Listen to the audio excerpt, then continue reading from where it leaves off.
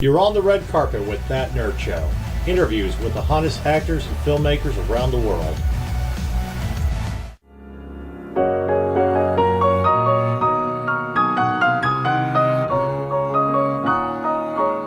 What's the best part about being able to play a con man or a crook?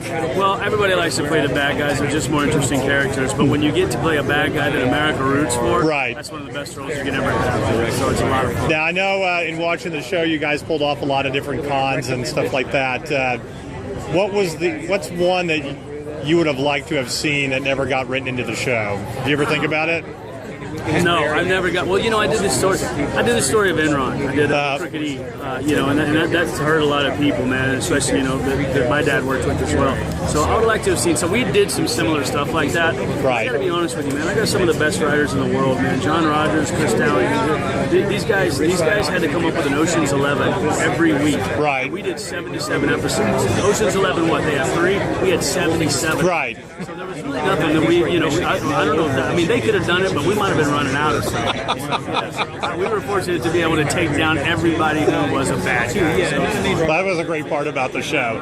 I thought it was kind of a great show, but I thought it was just very underrated. It never got talked about enough and everything. Well, it's a lot. That's cable television taking on the big boys, and sort of like the movie that we're doing. But yeah, but you can always do more. I think that's the great thing about networks like TNT and the USA Network and FX and all that. And in all honesty, it may have taken 5 years, but we ended up winning the People's Choice Awards.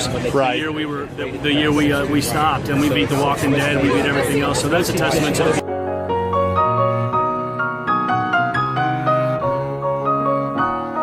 So, a couple questions about 50 to 1. Fortunately, I've not seen it yet. Well, no one has it since it released this Friday. Well, it was a good thing. I was telling her that it was a good thing that you guys were doing the red carpet because the scheduling of interviews was conflicting with this. And I heard them asking you earlier about doing westerns and stuff. But is there something that draws you to doing movies with horses, where the horses? Listen, I was born in Dallas. I was raised in Oklahoma. My parents rode rodeo. I've always loved them. They're not dogs, you know what I mean? Right. These powerful beasts that demand respect. And I found that out quick with Crossfire Trail and Tom Selleck. And I fell off my horse, and Tom was like, "Get back on!" And I was like, "Wow, man, these things have some power."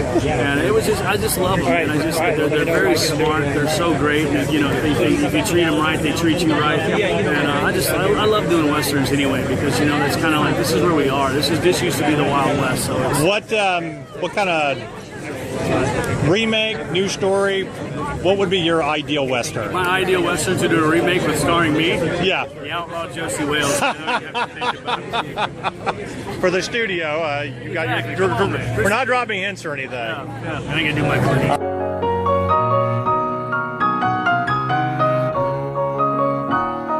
Right, and you get the same question as Dominic over there because we are That Nerd Show. Go ahead. Would you rather play a superhero or a villain? Oh my gosh! A superhero. You want to know which one? Go ahead. I would have been. I'm Gambit. I'm Gambit across the board. I would have been. Nice. I can't believe they didn't cast me. They cast that other guy. Well, Gambit's almost a villain, though. So he is. He's very dark. My mama's from New Orleans, so he's got that, and everybody's playing him with a Southern accent, man. I'm playing a Cajun accent now. Absolutely. I'm glad somebody finally said that. Yeah. The fanboys out there. For me, I'm going, man, let me do my Cajun accent and play Gambit and do the stick, and he rides a motorcycle. Nobody's cooler than Gambit, man. I don't care. I know, and there's so much potential to really do it right too in Hollywood. There is. I mean, I actually approached somebody to do a TV show. I was like, listen, but it's so hard to get past Marvel and all that kind of stuff. But but I said, hey man, you do an HBO dark-seated, True Blood type show with Gambit riding through the bayou, taking care of business. Well, you know what? If the TV show Arrow has proven anything, you can do a dark, very sophisticated show that is popular among fans. Absolutely. And Gambit would be a great character to do. You didn't see that coming, did you? No, I didn't.